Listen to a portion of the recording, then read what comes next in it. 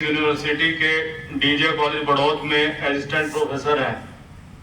बहुत सारे research paper आपके पब्लिश हैं और विश्वविद्यालय की बहुत सारी समितियों के सदस्य भी हैं आप। तो मैं आपको आमंत्रित करता हूं, आप भी अपने विचारों से इन बच्चों को अवगत कराएं। श्री स्नेहवीर सिंह कुंडी।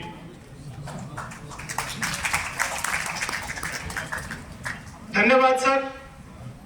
बिल्कुल समय की जो बात हुई है, समय की सीमाएं हम सबको माननी चाहिए।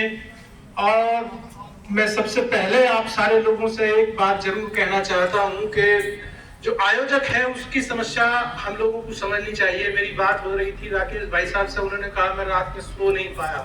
कोई भी आयोजक जब कोई कार्यक्रम करता है तो उसकी बहुत लंबी मेहनत होती है।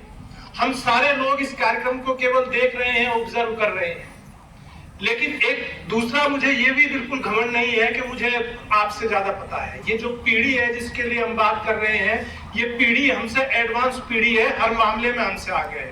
बस हम कुछ अनुभव शेयर कर सकते हैं इनके साथ। हमसे जो पहली पीढ़ी है, जो मास्टर जी की पीढ़ी है, उसके जो अनुभव है वो हमारे नहीं हो सकते हैं। तो वो अनुभव हमें उन्हीं से मिल सकते हैं। यहाँ जितने सारे लोग आपके सामने बैठे हैं, उनके भी जिंदगी का एक अनुभव है। उनकी सफलताएं और असफलताएं उनके साथ साथ है, वो बता सकते हैं। जैसे किसी बड़े आदमी ने कहा कि जरूरी नहीं है कि हम हर काम को करके देखें और उसमें फिर असफल हों। हम दूसरे लोगों के जो अनुभव है उनसे सीखें कि किस काम को किस तरीके से नहीं करना है। जब आप एक किताब पढ़ते हैं तो उस किताब का मतलब ये नहीं है आपने खाली एक किताब पढ़ी है। इसका मतलब है कि आपने एक व्यक्ति के जीवन का पूरा अनुभव पढ़ा है। हम लोग हमेशा क्या कहते हैं कि तमाम महापुरुषों की जीवनियां पढ़िए।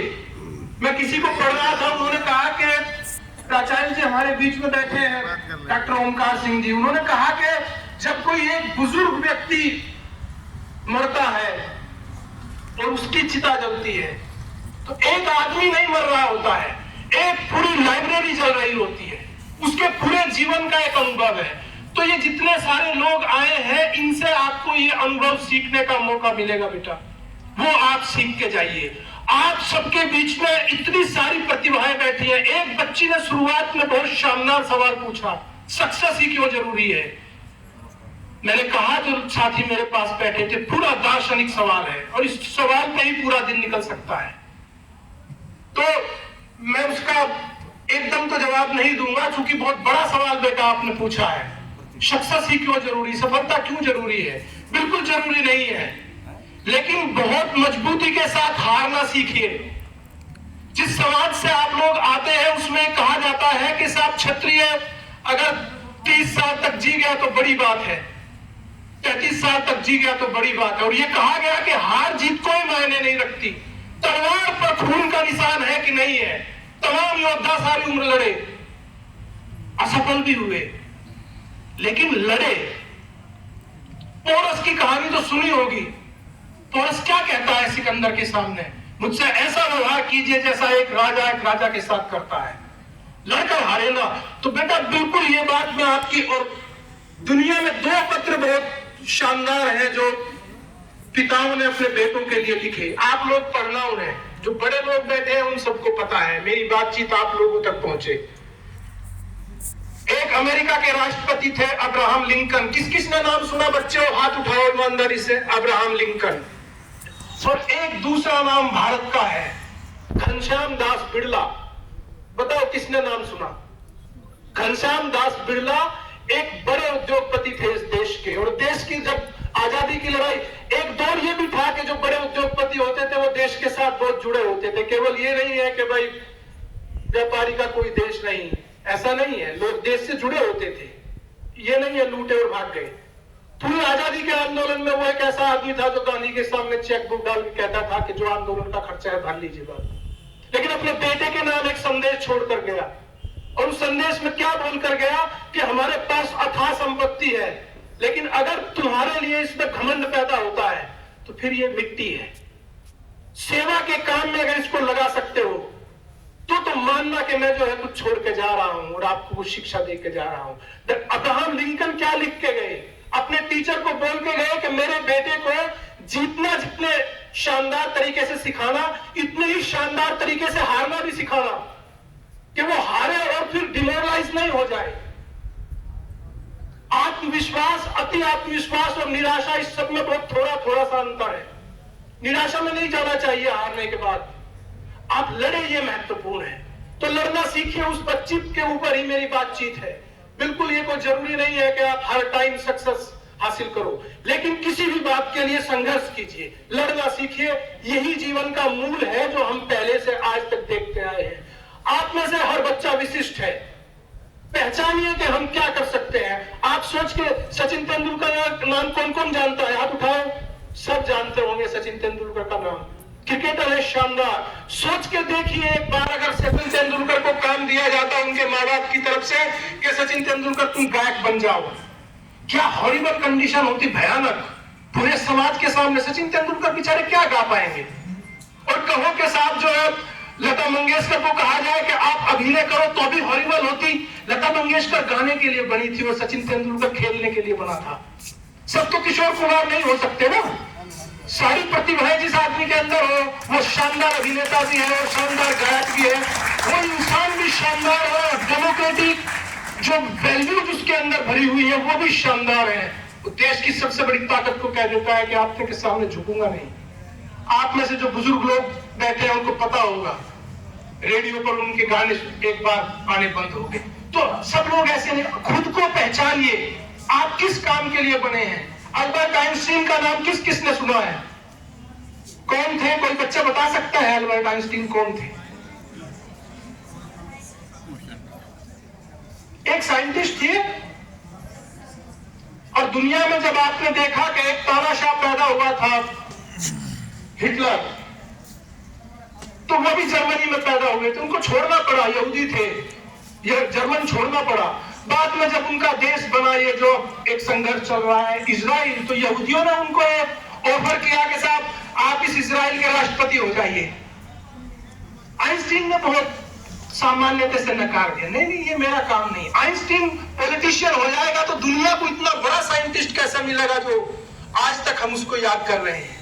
और इतना शानदार आदमी, आप लोग उसकी जीवनी को जरूर पढ़ना, और केवल उसी की जीवनी मत पढ़ना। मैं आपको बहुत ज्यादा कैरियर काउंसलिंग पे बहुत सारी बातें मुझे नहीं पता है, मैं बहुत सामान्य छात्र हूं। 2 बार फेल हुआ हूं इंटर में, 2 बार। एक जो लाइन आप लोगों ने पढ़ी होगी, मैंने उसको जिया था, गुरु गोविंदो खड़े काकेला गोपाए, बलिहारी गुरु आपने जिनको बिंदियो बताए।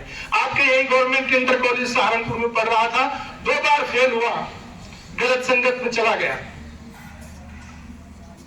प्रेमचंद ने एक कहानी लिखी थी, बड़े भाई साहब। तो जब तक मेरे बड़े भाई साहब मेरे साथ रहे थे, वो मुझे डांटते रहे, मुझे बहुत बुरे लगते थे।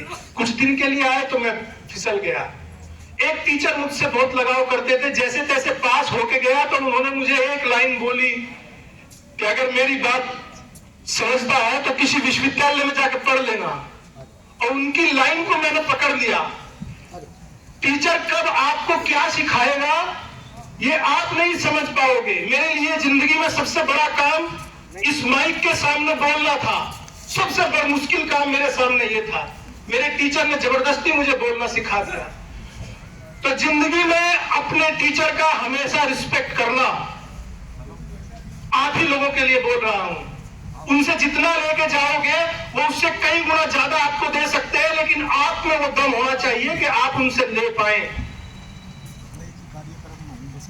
इसलिए अपने आप को पहचानिए। अब कोई जरूरी नहीं है माँ बाप जो रास्ता बताए वही ठीक होगा। ये 2 मेरे भतीजे बैठे हैं यहाँ, बहुत बढ़िया खेलते हैं वॉलीबॉल। ये इनके पिताश्री बैठे हैं, इनको वॉलीबॉल आती नहीं होगी, इधर मांग लेंगे तो उधर जाएगी, मैं भी इधर मांगूंगा तो उधर जाएगी। वो शानदार खेलते हैं, उन्होंने अपना रास्ता चुन लिया।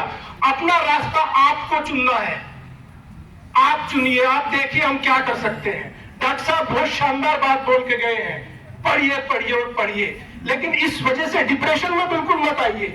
ये जिंदगी है, नदी में जैसे तिनका बहता है, बहते रहिए, गलत रास्तों पर मत जाइए। इस पूरे क्षेत्र पर मुझको बहुत कुछ समय पहले तक बहुत घमंड था। मुझको लगता था कि नशाखोरी की जो आदत है वो मेरे क्षेत्र में नहीं है। अब मुझे बहुत शर्म के साथ ये कहना पड़ता है कि मेरा जो थोड़ा बहुत संपर्क है, नशाखोरी लगातार बढ़ रही है। उससे बचना, और बच सकते हो अगर चाहोगे तो। ऐसा कोई व्यक्ति नहीं जिसके आसपास ऐसे लोग नहीं आए। अपने आप को पहचानिए, पर इस दुनिया में अगर अपनी कोई जगह बनाना चाहते हैं तो पढ़ना लिखना ही एकमात्र रास्ता है। कोई वक्ता अभी बोल रहे थे कि तलवार का युग गया, अतीत जीवी कभी मत बनना। ये मत कहना कि मेरे दादा इतने बड़े योद्धा थे और मैं तो जो है कुत्ते से डर जाता हूं, तो उन्हीं के आधार पर मुझको सम्मान चाहिए। नहीं, मेरा क्या कैरेक्टर है, और हमेशा ईमानदार रहना। जो आदमी ईमानदार नहीं है वो आदमी देशभक्त हो ही नहीं सकता है। किसी ने कहा था कि सपने वो नहीं होते जो सोने के बाद देखे जाते हैं, सपने वो होते हैं जो हमें सोने नहीं देते। कोई बता सकता है किसने कहा था? कोई बच्चा बताओ किसने कहा था? अरे शानदार, देखो क्या शानदार लोग आप लोगों के बीच में बैठे हैं। एपीजे अब्दुल कलाम ने कहा था। मैं फिर कह रहा हूं कि आप लोगों को मुझसे ज्यादा पता है।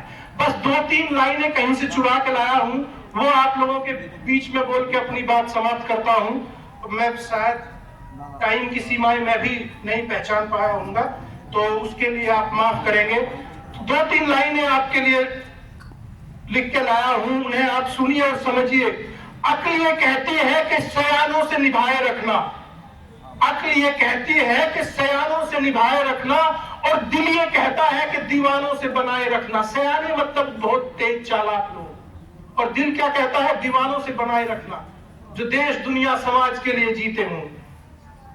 और वक्त ये टिकने नहीं देता सदा चोटी पर, राबता अपना ढलानों से बनाए रखना। जब कभी ऊपर चोटी पर पहुंच जाओगे तो घमंड में मत आना, राबता अपना ढलानों से बनाए रखना। राबता संबंध, जो ढलाने थी उनसे संबंध रखना, जिन लोगों से पुराने संबंध थे उनको छोड़ना मत, घमंड में कभी मत आना। राबता अपना ढलानों से बनाए रखना, और जाने किस मोड़ पर मिट जाए निशा मंजिल के, राह में अपने ठोर ठिकानों को बनाए रखना। पता नहीं कहां भटक जाओगे, तो जिन लोगों का साथ लेकर ऊपर तक गए हो उनको कभी मत छोड़ना। और हाथ से तोड़ डालेंगे हमारे हौसले, लेकिन चंद जिंदा रहने के बहानों को बनाए रखना। अब इसके बाद, अभी तो घर वालों के साथ रहते हो, इसके बाद जब जिंदगी में जाओगे तो बहुत सारे चैलेंजेस आएंगे। हॉस्टल्स में जाओगे, तमाम सारी चीजें देखते होंगे कि साहब वो राजस्थान की कौन सी जगह है जहां बहुत सारी कोचिंग चलती है? कोटा में बहुत सारे बच्चे जिंदगी हार गए। हारिए मत, लड़िए, और जमी दिल में रहे और अक्ल आसमानों में, जमी दिल में रहे और अक्ल आसमानों में, जैसे भी हो मुमकिन उड़ानों को बनाए रखना। जमीन पर हमेशा रहना, दिखावों से दूर रहना। एक बात और, मैं अपना दूसरा पसंदीदा काम कर रहा हूं, मुझे सबसे अच्छा पसंद काम यही था दूसरे नंबर पे। पहले नंबर पे पॉलिटिक्स थी। पॉलिटिक्स ऐसे लोगों ने भर दी कि जहां मैं अयोग्य सिद्ध हो गया। कोई मलाल मुझे लाइफ से नहीं है, एक मलाल है जिंदगी में, आपके साथ साझा कर रहा हूं, क्योंकि जब तक आपकी समझ में आएगा तब तक देर हो चुकी होगी। अपने माँ बाप के गले खूब लगिए। जब तक हम लोगों को ये समझ में आता है कि पिता इस दुनिया के समझदार लोगों में से एक था, तब तक पिता के जाने का समय हो जाता है। और हम जिस पीढ़ी के लोग हैं, उस पीढ़ी में बेटे अपने बाप के गले नहीं लगते, वो एक दूरी बना के रखते हैं। अच्छी बात यह है कि आपकी जो एक पीढ़ी है बेटा, वो माँ बाप के साथ दोस्तों की तरह रहती है, सबसे अच्छी बात है। तो बाप के गले चिपटिए जितनी बात। बहुत बहुत धन्यवाद, बहुत आभार राजपूत सभा नानोता को, विशेष आभार के उन्होंने एक ये नई पहल शुरू की है। इससे पहले जो कार्यक्रम होते थे वो सारे राजनीतिक थे, कुछ लोग मेरे जैसे आते थे, बेकार की बात करके चले जाते थे। आप लोगों के बीच में अच्छी बात होनी चाहिए। बहुत सारे विघ्न भी आते हैं, उनसे भी बिल्कुल मत घबराइए। जब भी कुछ करेंगे आप लोग भी कुछ न कुछ रुकावटें आएंगी, लेकिन इतने शानदार कार्यक्रम के लिए बहुत धन्यवाद। साधुवाद। जय हिंद, जय भारत।